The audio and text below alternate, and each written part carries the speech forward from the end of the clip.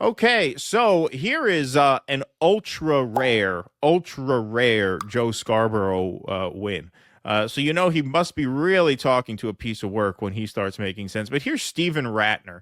Stephen Ratner, big private equity guy, Bloomberg advisor, multi-millionaire hundreds of times over, money bundler for the Democratic Party. He helped engineer Barack Obama's rejiggering of the auto industry when he took office. A very, very pro-Wall Street Democrat who, in response to this oligarchy tour talk, comes out and tries to do what every cynical bastard like him will try to do, which is he tries to tie progressive economic policies like Medicare for all to very divisive culture war policies like biological males and women's sports. And actually, Joe Scarborough, of all people, actually sets him a little straight on this. So let's take a look. Convince people that Trump is bad for them.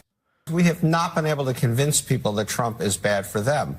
I think everything Sanders and AOC are saying is fine, but then you get to the policies. Do we really want to go back to Medicare for all, the Green New Deal, defund the police, women playing men's sports, potentially? Do we really want? That's where I think ultimately we lost, because those people who make less than $50,000 a year couldn't relate to the far left policies. The rhetoric is great about Donald Trump. Okay, name one Democrat who ran on Medicare for all and lost. Go. Name one. You can't name one. Cannot name one. The cynical conflation of these populist progressive economic policies with the men and women sports thing. That's exactly the playbook, saying it right out loud. Right. Well, that's a great example of how once you get into the leadership of both parties, they're the same exact people. Right. Like, exactly. This is exactly what you'd hear from anyone in Trump's cabinet, basically. Right. Yep. But then you get to the policies, and Alyssa Slotkin is speaking, I think, more the reality of what we have to do as a party. At the same time, though, if, by the way you do this is, like, somebody brings up men who transition, and somebody brings that up, and you go, no, I don't. Can't play women's sports. I don't support that. Can't do it. Sorry. Talk about people border. No, we need to keep our border south. Everything they do, you just toss it aside, toss it aside, toss it aside. I know people hate when I talk about when I actually was in politics. I guess you'd rather me talk about when I was a high school football coach. It's not relevant here. You toss that aside and then go, listen, they're going to try to distract you with this stuff, okay? Yeah, there's nothing wrong with us being the party of acceptance. We're not going to be the party of advocacy. We're going to leave that to families. We're going to leave that to friends. We're going to leave that to doctors. We're going to leave that to you all. But we're focused on making sure that the greatest transfer of income in the history of mankind, from middle-class Americans in the 1980s and 90s, over the last 30 or 40 years, to the richest billionaires and multi-corporations on earth, that's what we're focusing on, and we're not going to let them extend tax cuts to the richest billionaires on the face of the earth who are running monopolies that are changing your family's lives, costing your jobs. Look at the way Mika's looking at him. You know he's getting some later. She's loving this. She's very impressed with her man. Especially since he is a Republican. So, like, I don't know why he's talking this way. Like, he was part of the Gingrich Revolution. But anyway, you get the point. The way it goes on for a while. What he said there is right. You parse that out. And actually, it's a pretty good, hey, we're fine to be the party of acceptance. We're not going to be the party of advocacy, meaning we're not going to delve into those culture war topics. We're going to focus on this criminal redistribution of wealth from the poor and the middle class up to the rich. We're going to focus on doing that. Now, it's very well, frankly, I mean, that's kind of Shama's take. Well, yeah, I mean, this is what I mean. Like, MSNBC, this was the network that, once again, would just smear the Bernie movement 24/7 for doing exactly that. They even called Bernie and his supporters racist and sexist and insensitive and unwoke when they did that. And now here they are. But Ratner, when you look at Ratner, in fact, we will let this play because he chimes back in.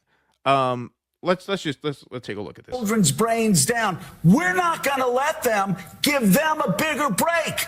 We're going to give you a tax cut so you can afford to pay your rent, so you can afford to send your kids to school, so you can afford to have the dignity that they've taken from you. God, how could Democrats lose with that message? They need to take back the economic progressive argument. That is winning messaging.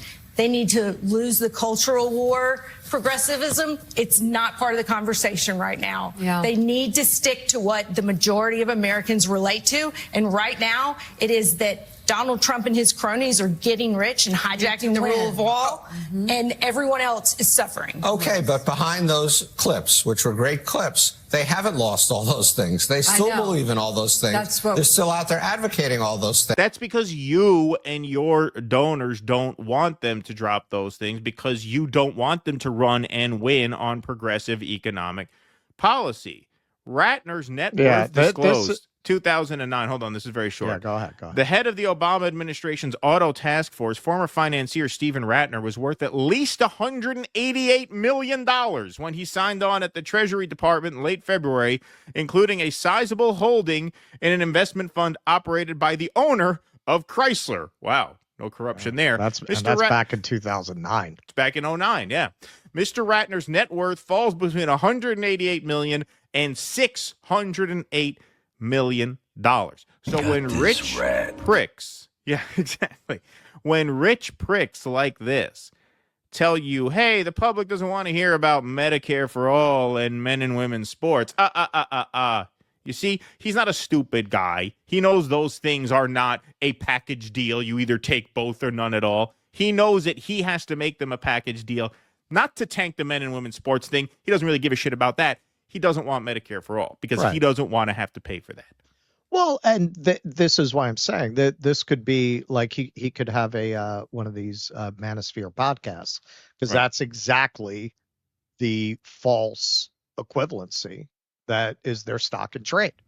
Yeah. Yep. Look at these lefties who want to give away free stuff, and they want men in the women's locker room. And hey, the liberals are as, if not more, responsible for that than anybody. They made that connection.